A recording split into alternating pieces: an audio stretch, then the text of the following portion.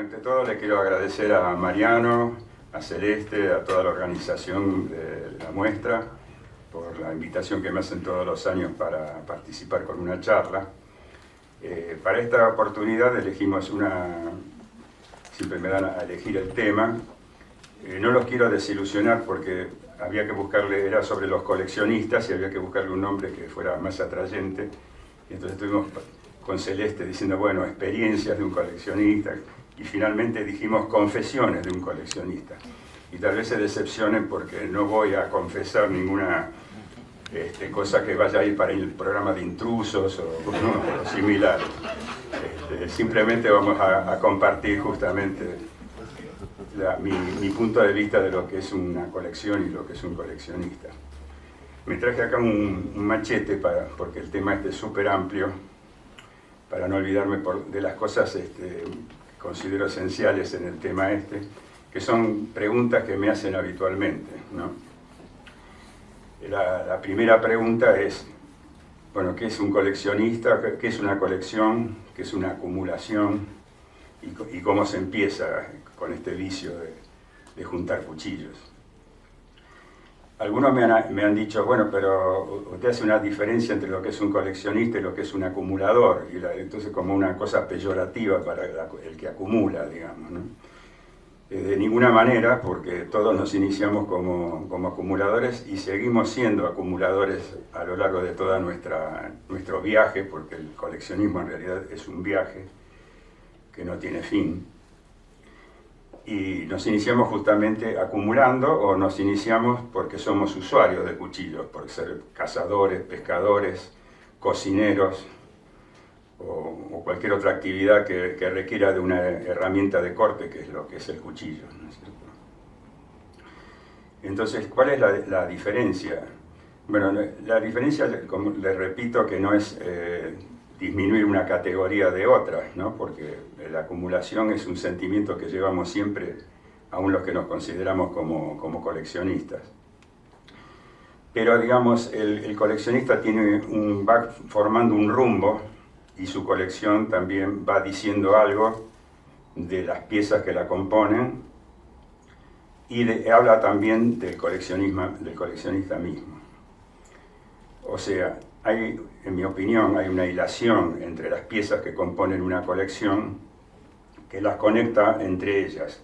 Cuentan una historia, puede ser la evolución de un cuchillo, puede ser la tipología de cierto cuchillo, por ejemplo, colecciona cuchillos de buceo, cuchillos de pesca, cuchillos de caza. O puedes también mostrar una evolución del cuchillo a través del tiempo.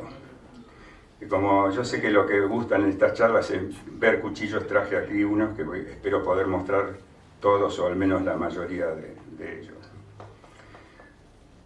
Ahora, ¿por qué seguimos coleccionando? ¿Por qué estamos buscando siempre una pieza más? Bueno, yo creo que es una necesidad insaciable del coleccionista, porque siempre está luchando con un sentimiento, que es un sentimiento de frustración, que sabe que nunca va a poder completarla la colección.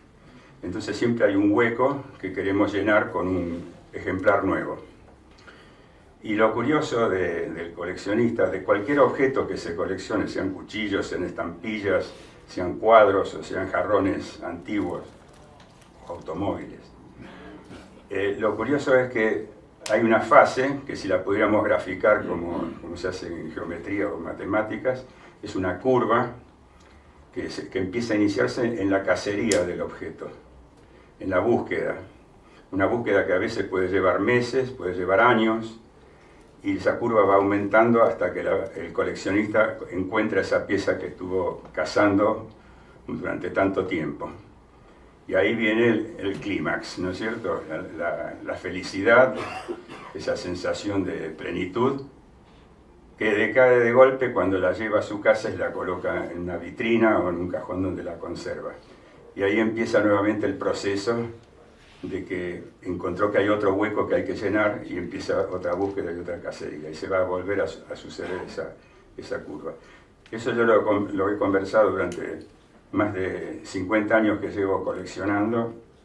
Tuve la suerte de poder conocer a muchos coleccionistas, de hablar con muchos de ellos, incluso de coleccionistas de objetos diferentes a los cuchillos.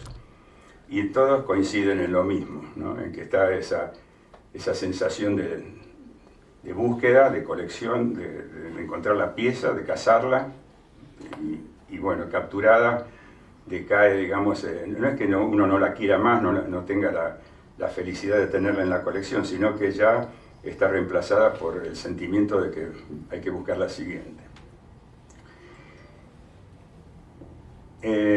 Hay un dicho popular entre nosotros los coleccionistas que dice que de la única cosa que se arrepiente un coleccionista es de aquellas piezas que no ha comprado o no las ha conseguido. En algún momento aparece una pieza ansiada y por algún problema o económico o de ánimo, porque a veces hay muchos vaivenes en nuestras vidas personales, y la dejamos pasar. Y de eso nos vamos a arrepentir, y es una cosa increíble que nos acordamos de cada una de esas piezas que se fueron, que las dejamos pasar, nosotros las recordamos.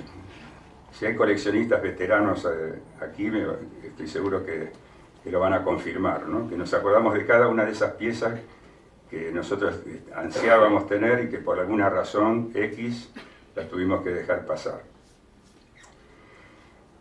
Bueno, me preguntan a veces también cuáles son las características que tiene un individuo que se pone a coleccionar objetos. En este caso, lo que nos interesa a nosotros, los cuchillos, ¿no es cierto? Tengo un amigo, muy amigo de mucho tiempo, también coleccionista él, y que es psicólogo de profesión. Y con él hemos tenido varias charlas muchas veces sobre motivaciones psicológicas. Acá anoté algunas de las que hemos hablado. Por ejemplo, hasta cumplir, por ejemplo, con un sueño o una ansiedad o un deseo de un padre, por ejemplo, y que nosotros lo suplimos con eso.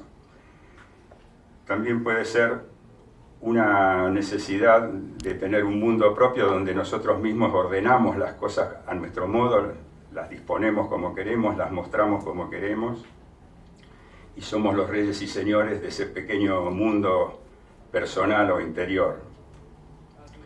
Bueno, después hay otras especulaciones, ¿no es cierto?, como se relaciona el cuchillo obviamente con un objeto fálico, pero yo considero que esas son posibilidades o son sentimientos que deberían analizarse personalmente, uno a uno, que no se puede generalizar, sino que son cosas muy personales. Yo creo que lo que hay allí es una búsqueda, es un interés por el objeto, empezar a estudiarlo al objeto y llegar a amarlo, ¿no? Investigar sobre él y tener esa digamos, especie de una cuota de obsesión también por el objeto que nosotros estamos juntando. Por supuesto se debe tener curiosidad, se tiene que tener paciencia, constancia, ánimo de investigación y fundamentalmente sensibilidad, creo yo. O sea, uno cuando toma en la mano un objeto y lo acaricia, lo estudia, lo mira, le ve los detalles, ¿no es cierto? La pieza nos habla. En el caso de un cuchillo artesanal hay un trozo del corazón y del alma del artesano que está en cada pieza y uno creo que lo percibe, ¿no? A veces decimos que el objeto nos habla. Uno que no conozca, digamos, a un coleccionista es probable que piense que la persona está un poco tocada, digamos, ¿no? Pero cuando uno ve sobre todo piezas antiguas, por ejemplo, y las toma en la mano y piensa en dónde estuvo ese objeto, en qué condiciones estuvo siendo utilizado, si es un objeto que fue utilizado en una situación bélica, en fin, todo eso es un sentimiento que el coleccionista lo percibe. Yo creo que lo percibe, que tiene un magnetismo de cada una de estas piezas. Perdón, me voy a servir un poquito de agua. Si quieren hacerme alguna pregunta o un comentario, es bienvenido.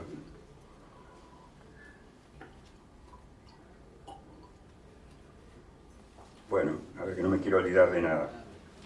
Me han preguntado algunas veces si en una colección puede haber subcolecciones, y efectivamente las hay. O sea, yo les dije antes que el coleccionista se enfoca en cierto tipo de cuchillos o en cierto tema, vamos a decir, pero obviamente surgen en ese largo camino que les comenté yo, que es el coleccionismo, intereses que van apareciendo a medida que uno va recorriéndolo, ¿no es cierto? Entonces, uno puede tener, por ejemplo, interés en cuchillos de caza, pero en un momento se interesó por unas navajas tácticas o unas navajas para pesca e inicia una subcolección de ese objeto. En el caso mío personal, yo creo que entré en la más desgraciada de las subclases de coleccionistas, que es el que digamos, se enfoca o se apasiona por diferentes tipologías. El hecho de haber estado escribiendo durante tantos años sobre el tema ha hecho que de golpe descubra una nueva categoría y me interese en ello. Por ejemplo, en mis principios jamás me interesaron los cuchillos de combate, por ejemplo, en los cuchillos militares, pero en un momento de ese viaje mío personal se me ocurrió que habría que escribir un libro sobre ese tipo de cuchillos y empecé a coleccionarlos. Y eso fue, digamos, un mundo nuevo para mí. Y empecé a investigarlo y empecé a juntar cuchillos de tipo militar o de combate o cuchillos de la Primera y Segunda Guerra. Y bueno, se abrió todo un horizonte. Y en esta materia de los cuchillos, ustedes saben muy bien que es un mundo tan amplio, tan imposible de medir, que siempre va a aparecer un tema nuevo. De hecho, por ejemplo, vuelvo a poner mi ejemplo personal, porque disculpen que me ponga yo como protagonista, pero es lo que les puedo contar yo, que creo que es algo que viven también los coleccionistas, ¿no? En los últimos 2 o 3 años yo descubrí, entre comillas, porque por supuesto ya existían, toda esta corrida nueva del EDC, del cuchillo para bushcraft. El bushcraft es una actividad que ya existe en libros desde los años 1920, 1930, ¿no es cierto? Pero, digamos, ahora ha adquirido una nueva vida con la incorporación incluso de artesanos o de fabricantes industriales que han comenzado a fabricar cuchillos para esa especialidad nueva, que es una especialidad que lleva décadas o quizás lleva siglos, ¿no? Y bueno, o sea, siempre hay algo nuevo que nos atrae. Y por último, antes de empezar a mostrarle las piezas, les quería comentar una frase que me gustó hace poco. Leí en un artículo de un autor, Pérez Reverte, que es un autor que me encanta a mí, y que hablaba de los coleccionistas, ¿no? Y cerraba el artículo diciendo que las piezas son compañía, evasión y consuelo. Las colecciones son mundos propios, privados, íntimos, que nos salvan de las soledades que todos tenemos. Y yo creo que los coleccionistas somos afortunados, porque tenemos ese mundo propio, tenemos eso que a veces nos puede aislar, aunque sea por algunos instantes mientras estamos limpiándolas, estamos admirándolas, las miramos en una vitrina, las acomodamos o las usamos, ¿no? Y en ese momento entramos en ese mundo propio que nos permite alejarnos, aunque sea por algunos instantes, de las preocupaciones, de los problemas, por las circunstancias que todo ser humano atraviesa. Bueno, dicha esta introducción, les voy a mostrar algunas piezas, que no son piezas, algunas de ellas que sean demasiado importantes, pero que en lo personal, cada una de las piezas que componen mi colección tienen alguna historia detrás, o alguna anécdota, o algo que la hace muy especial, como les sucederá a todos los que estén aquí. Es probable que algunos de los que están aquí escuchándome, ya muy agradecidos por tomarse una hora del tiempo que tienen aquí en la feria para escucharnos, es probable que algunos tengan cuchillos solamente por la necesidad de usarlos y por ejemplo practican algunas de estas actividades, como he mencionado antes, la caza, la pesca, etc. y por eso han comprado un cuchillo, luego les ha llevado a buscar otro para ver que corte mejor o que sea más bonito o que calce mejor en la mano. Y así se van iniciando las colecciones, aunque no sean coleccionistas per se, ¿no es cierto?, sino que tienen una variedad de cuchillos ya en sus casas. Todos ellos estoy seguro que tienen alguna historia detrás, porque ese cuchillo los acompañó en una salida de caza, una salida de pesca, y tiene las historias de esas anécdotas, y sobre todo cada uno de ellos tiene un aspecto humano detrás, que es o bien la persona que lo fabricó, la persona que nos acompañó cuando lo compramos, la persona que nos acompañó cuando la estuvimos utilizando en una de esas salidas al aire libre. Antes mencionó Alfredo de la amistad que tenemos de tantos años, y mencionó también lo del primer cuchillo. Vos te asombraste de que este era un cuchillo tan viejo, ¿no? Y voy a comenzar entonces con esos cuchillos, con los cuchillos de Alfredo. Este es el primero que yo le compré, y aunque él dice que Morán le pegó un latigazo ese día con sus palabras, pero yo creo que lo hizo más que nada como para incentivarlo a que siguiera progresando, no porque los cuchillos no estaban a la altura de las circunstancias, ¿no? Porque este cuchillo, a pesar de que es un cuchillo muy viejo en cuanto a su producción, tiene cosas que a mí me asombraron en el momento ese que yo lo vi, ¿no? Que él no lo mencionó recién, pero por ejemplo, si ustedes después lo van a ver en detalle, que tiene la espiga, que normalmente nosotros decimos conificada, pero tiene la espiga conificada y después se vuelve a ensanchar hacia el extremo de la empuñadura. Yo cuando vi eso, yo conocía cuchillos con espiga conificada, pero ninguno vi que tuviera esa característica y que tuviera un ajuste tan exacto en las cachas. De hecho, a pesar de los años que tiene, porque vos hablaste de que nos encontramos por el 80 y tantos, ¿no es cierto? 84, 85. Y sin embargo están perfectas, ha resistido, y este cuchillo sí fue usado no solo para probar el alambre, sino para muchas otras cosas, ¿no? Este otro, que fueron el que lo pasaron allí, fue un obsequio que me hiciste en el 99, pero no recuerdo en qué ocasión fue que me lo regalaste. El 99 fue cuando... No me acuerdo realmente. Y también me asombró este juego que tiene aquí, estas ondulaciones, y cómo puede hacerlas jugar con un lomo y con la curva del filo, ¿no es cierto? Además, tenemos que decir que esto representa también en una forma ideal o estilizada al famoso Bowie de Racing, el cuchillo que era del hermano del famoso Jim Bowie. La hoja tiene ese tipo de diseño, no así la empuñadura, que es una fantasía, digamos, ¿no? Y es un cuchillo realmente impresionante, lo tengo en una vitrina en un lugar destacado.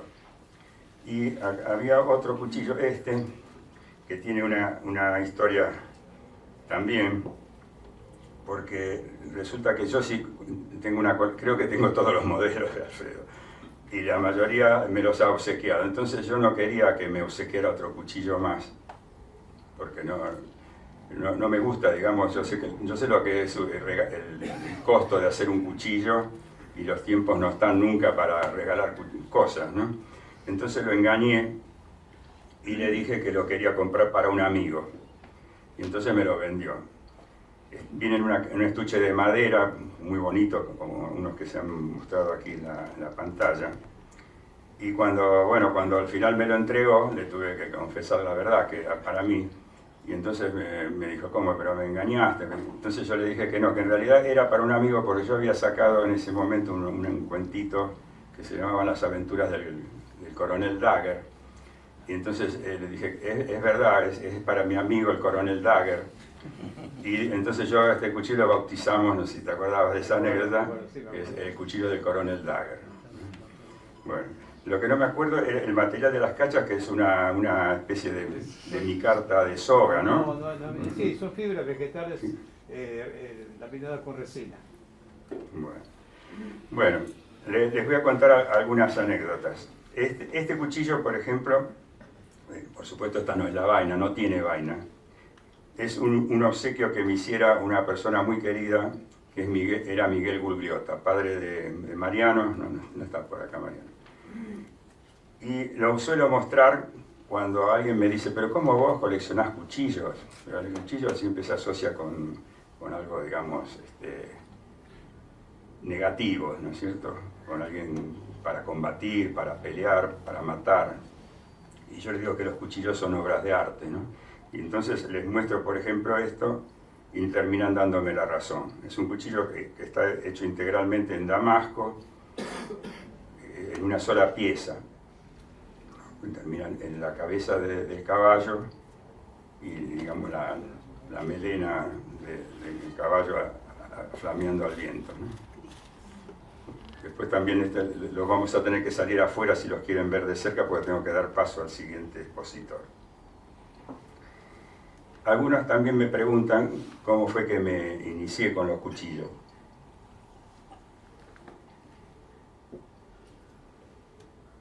Y también hay otra pregunta que se hace solamente si el coleccionista nace o se hace, ¿no? Yo creo que el coleccionista se nace. Está quizá latente cuando somos chicos, por ahí juntamos figuritas, juntamos estampillas, juntamos otras cosas, autitos. Pero en algún momento de la vida de ese coleccionista en potencia que está allí encerrado, hay algún detonante que hace que se transforme en el coleccionista que estaba destinado a ser. En el caso mío, me gustaban los cuchillos desde que era chico, pero no tenía oportunidad. A mi padre le gustaban los cuchillos, le gustaban las armas, pero no era aficionado al tema. Éramos gente, mi padre y yo mismo, gente de oficina, digamos. Yo soy contador público y trabajaba en un estudio contable. Y me gustaba verlos, me paraba en todas las vitrinas de armerías o de cuchillerías a mirarlas, pero no tenía cuchillos. Tuve un cuchillo que me regaló mi padre, un arbolito para asados, cuando tendría 8, 9, 10 años, pero lo perdí lamentablemente. Pero cuando tenía más o menos 16 años, yo siempre tuve el sueño, desde que era muy pequeño, de ser buceador. De hecho, es un deporte que practiqué en forma de aficionado durante muchos años. Y a los 16 o 17 años yo buscaba no quiero saber cómo andamos de tiempo. A los 16 o 17 años yo venía a buscar una revista al centro, la norteamericana, de buceo. Y se traían 2 o 3 ejemplares, hacía que yo tenía que apurarme a conseguirlo todos los meses. Estaba en la Galería Güemes y iba a buscar esa revista. Y en un artículo, por el año 64, aparece un cuchillo que decía el pura sangre de los cuchillos. Y en la página completa aparecía un cuchillo de Randall, modelo 16, que era un cuchillo destinado a los buceadores. Cuando yo vi ese cuchillo, me quedé, yo creo que fue el detonante. Yo quería tener un cuchillo, valía $35 en el año 64, una cifra para mí imposible de alcanzar y mucho menos hacerla traer desde los Estados Unidos, pero dije que algún día iba a tener un cuchillo como ese. El cuchillo ese está aquí. Pasaron muchos años. Recién en el año 77 yo visité a Randall por primera vez y compré un cuchillo, pero de casa, no compré el cuchillo de buceo. Pero unos años más tarde sí lo compré. Y es este cuchillo que les muestro acá, es el modelo 16. Lo curioso es que las vainas venían de cuero, pero estaban tratadas con una cera para que resistieran el agua. Ahora los ofrecen con una vaina de plástico, que me parece que es mucho más adecuada para esto. Pero, digamos, este cuchillo en la actualidad prácticamente no se puede utilizar para buceo, porque si uno va a una excursión de buceo con un cuchillo de este tamaño, lo van a mirar con cara rara. El cuchillo de buceo fue evolucionando hacia modelos mucho más pequeños, más compactos, y que a veces se complementan con algún tipo de herramienta. Algunos se transforman en tijera, por ejemplo.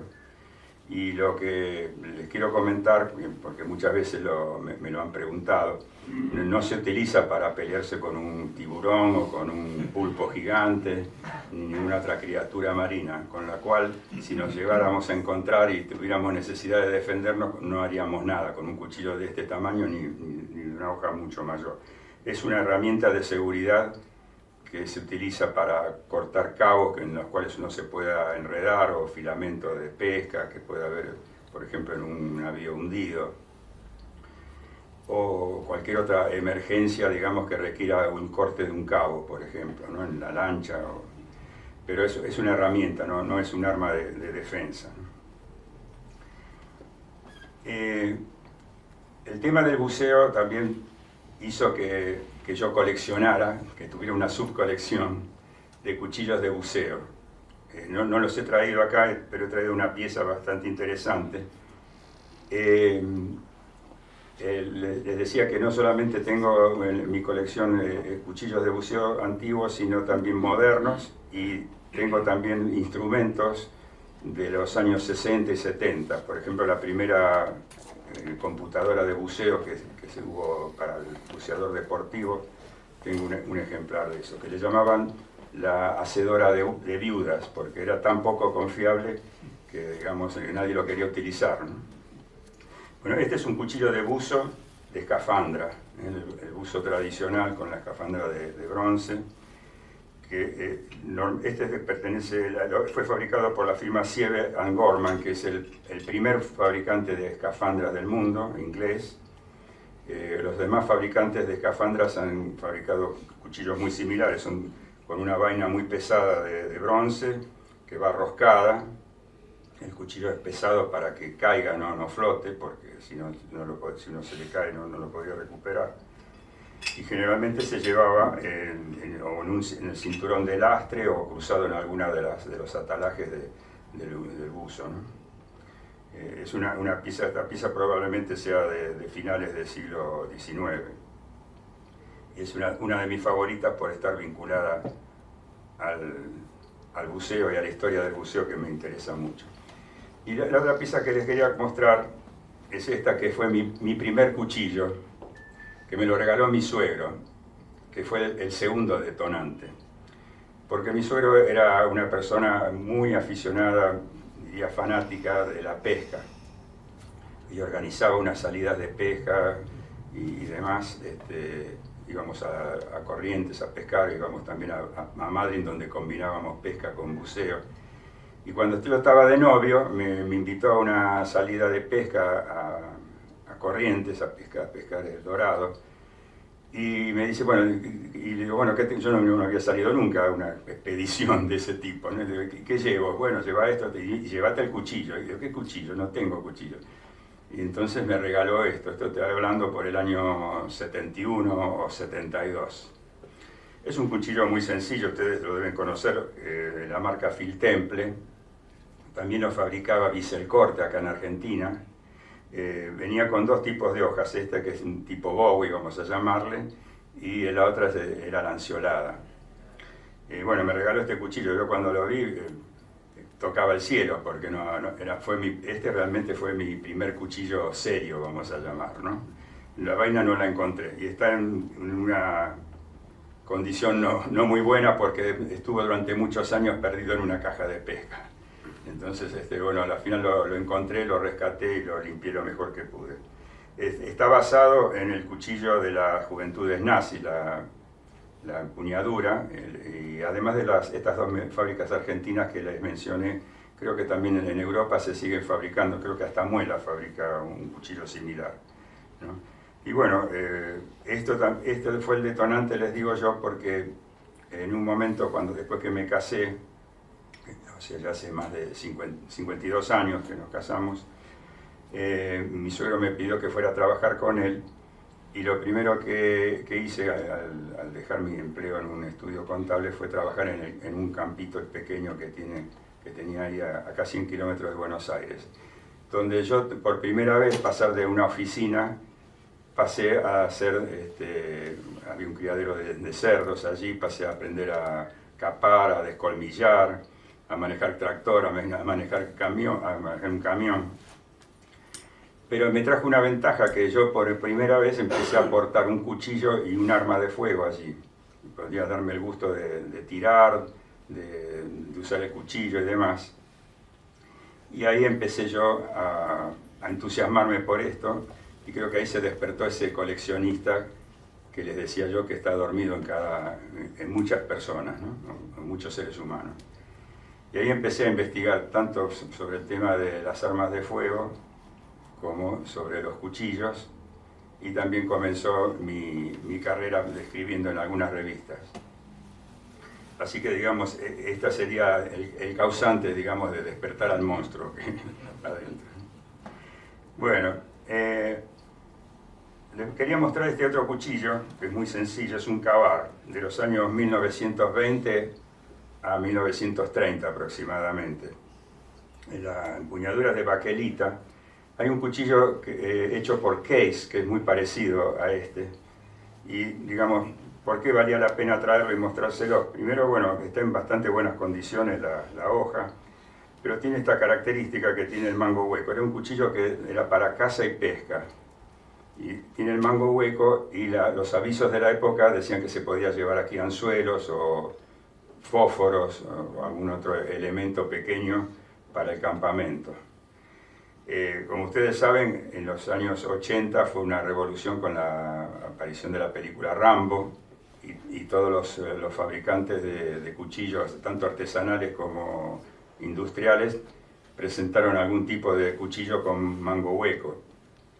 En los años 60, en plena guerra de Vietnam, un militar norteamericano que estaba en Vietnam le pidió a Randall también que le hiciera un cuchillo con mango hueco para llevar objetos pequeños de supervivencia, que son los dos digamos, hitos que marcan la aparición del cuchillo de supervivencia moderno, tal como lo conocemos, ¿no?, en la actualidad, ¿no?, con mango hueco.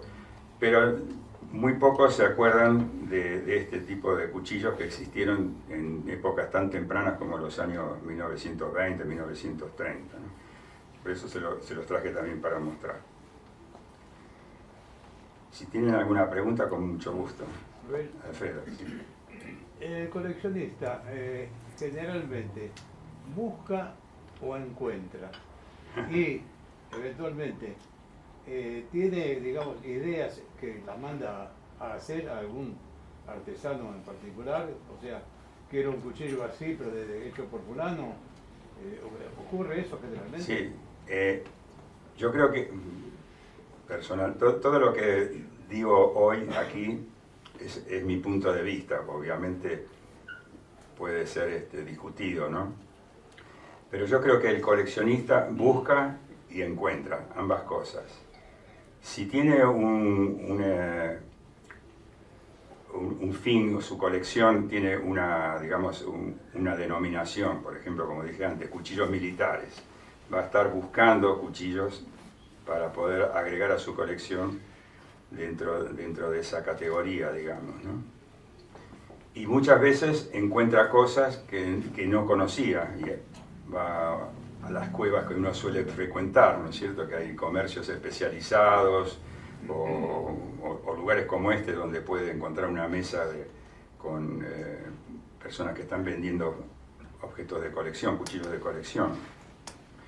Y entonces encuentra por ahí, por azar, una pieza que tal vez la vio en algún libro, o la vio en alguna fotografía, o descubre una pieza que no tenía la menor idea de que existía, ¿no es cierto? Este es uno de estos casos, por ejemplo. Yo estoy buscando en unos libros, una vez alguien me hizo una consulta sobre el cuchillo de supervivencia, y buscando en los libros apareció que había un antecedente. Nosotros habitualmente contábamos con la historia de Randall y ese militar que le encargó ese cuchillo, ¿no? Y con respecto al encargue, lo mismo.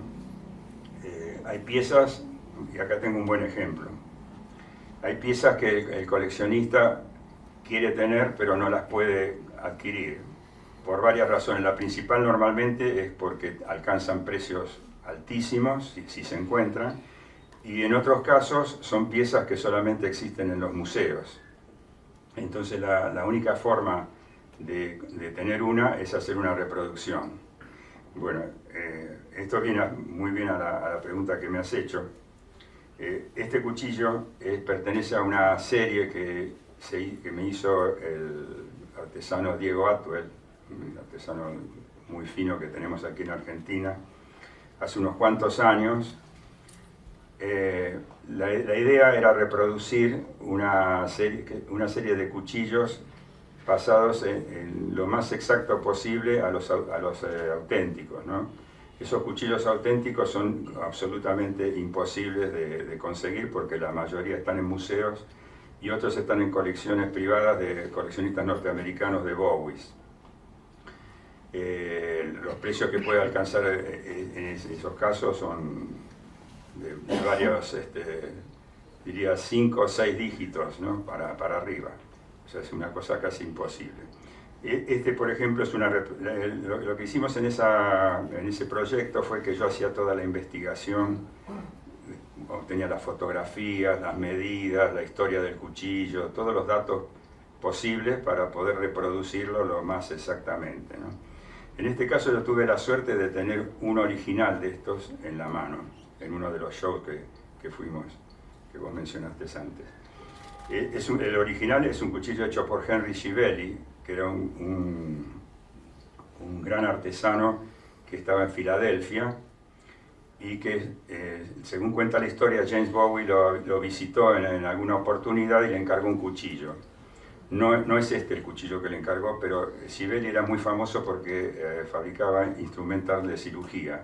Generalmente los cuchilleros más finos producían también instrumental de cirugía. Y tenía el cabo de marfil, este también es de marfil legítimo, segrinado. Y como les dije, tuve oportunidad de tenerlo, el cuchillo original de un coleccionista norteamericano que lo exhibía en uno de esos shows, ¿no? Y tiene una característica muy curiosa, que tiene el bisel de la punta de la hoja de un solo lado. El del otro lado no lo tiene, no sé si lo alcanzan a ver. Bueno, esto, digamos, a mí me gustaría que toda mi colección fuesen de originales, pero sería imposible. Entonces, una buena reproducción hecha con una excelencia, así, con una investigación previa y demás, te permite poder tenerla. Y sobre todo yo las he utilizado. Acá se exhibieron en la MAC, creo que en el año 2012, se hacían en el otro hotel, y se había hecho una vitrina donde se exhibían, creo que son 5 o 6 piezas de esas, de distintos modelos, ¿no? Y bueno, esto responde a la pregunta que vos me hiciste. Muchas veces uno acude a un buen artesano para que le reproduzca una pieza así que sería imposible de tener en una colección normalmente. Gracias. Gracias a vos. Bueno, acá les traje otra pieza curiosa, que es una navaja de Sevilla, de finales del siglo XIX.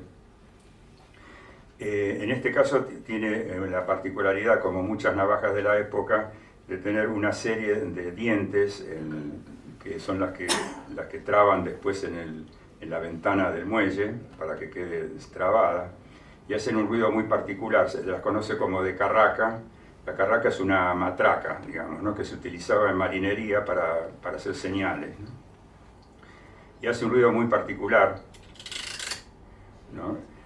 Que tiene dos funciones, digamos. Una, imagínense una callecita de España durante el siglo XIX, oscura, de noche, y uno escuchaba un sonido como este, sabía que tenía que correr para el lado contrario, ¿no?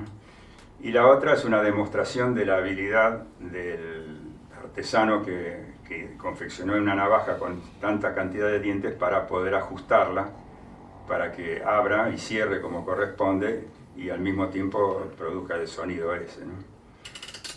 En general las navajas españolas no venían marcadas con el nombre del artesano, porque los artesanos, tanto los artesanos como los poseedores de las navajas eran perseguidos por la ley, estaba prohibido. Entonces prácticamente no hay navajas antiguas que estén marcadas con el nombre, pero sí tienen leyendas que algunas son muy divertidas, ¿no? Como si esta víbora te pica, no hay remedio en la botica, o no me saques sin razón y no me guardes sin honor, ¿no? O soy de mi dueño, cosas así muy particulares. Esta tiene una leyenda que ahora no me acuerdo, si la logro ver porque está bastante borrada, se hacía con incisión. Sí, esta tiene la de no me abras sin razón, no me cierres sin honor, y dice Sevilla. A veces están fechadas también. Esta más o menos calculo yo que debe ser de 1880, 1890, una cosa así. Bueno, esta es una pieza también que traje por ser interesante. Bueno, acá tengo esta navaja que es moderna, es de un artesano español, Nuño de apellido, tiene también Carraca, pero lo interesante de esto es el grabado de la hoja, que está realizado por un gran amigo mío de Albacete. Albacete es la capital de la cuchillería española. Antonio Montejano es el artista que ha hecho el grabado al ácido. La técnica esta de grabado al ácido es centenaria y lamentablemente está en vías de desaparición. Antonio Montejano la ha elevado a un nivel que nunca había tenido, pero proviene de una familia que este año cumple 80 años vinculado con el arte del aguafuerte, y está hecho en 3 niveles, es decir, que se van tapando la hoja para ser atacada por el ácido, después se vuelve a descubrir, se tapa la otra que ya estaba grabada y así sucesivamente 3 veces, ¿no? Que es un dominio extraordinario de la técnica, ¿no? Bueno, esta también la traje como una pieza muy interesante. Con Antonio tengo una gran amistad que se hizo a la distancia. Después tuve el gusto de visitarlo en alguna oportunidad allí en Albacete. Y bueno, también les traje, porque a veces me dicen, bueno, pero vos mostrás cuchillos de combate, cuchillos americanos, Bowies, etcétera, y no mostrás cuchillos criollos. Ahí también, en un momento de ese largo viaje que les comenté como coleccionista, voy redondeando, incursioné también en el coleccionismo de los cuchillos criollos. Por supuesto es algo que me encanta, y en este caso lo que traje para mostrarles es un cuchillo pequeño, pero tiene un valor muy grande para mí porque me lo hizo José Draghi, que es fallecido lamentablemente, uno de los más grandes plateros de la Argentina. Es muy sencillo, pero tiene una hoja de arbolito muy antigua, y lo notable de la hoja que llegó con las dimensiones originales, 13 centímetros, ¿no? Que está marcado en el botón, y además dice árbol en la hoja. Algunas hojas que son más largas dicen arbolito y las más cortas dicen árbol solamente. Bueno, voy cerrando y cierro con este cuchillo, así no me echan. Este cuchillo es un cuchillo de supervivencia, el modelo Explora de Marto, una firma española, que nació en esa época justamente de los 80, cuando el auge de los cuchillos de supervivencia. No lo tengo por su calidad ni por su importancia, digamos, pues es un cuchillo que se vendió mucho, pero sí lo tengo con mucho cariño porque me lo regaló el diseñador del cuchillo, que era o es el profesor Charles Carias. Esta persona es un personaje venezolano, un explorador, ha descubierto, Brewer Carias, perdón, es el apellido.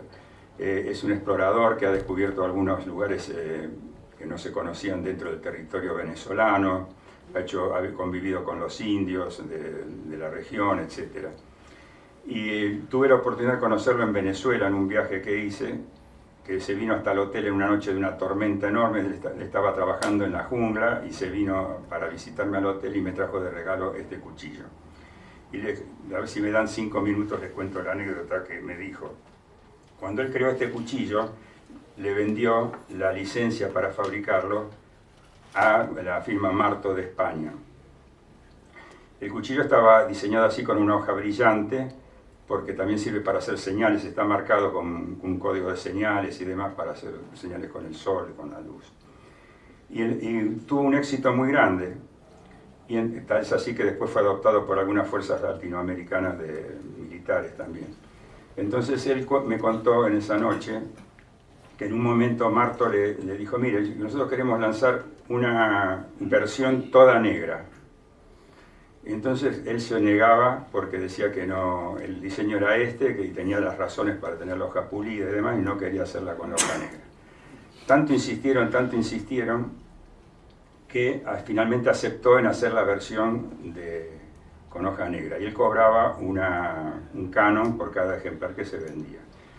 Y me dice, cuando se lanza la versión negra, yo no estaba para nada conforme, pero me llaman de España que el cuchillo se vendía como pan caliente, y se vendían por cientos y cientos y cientos, y lo que se había previsto fabricar se iban a fabricar más.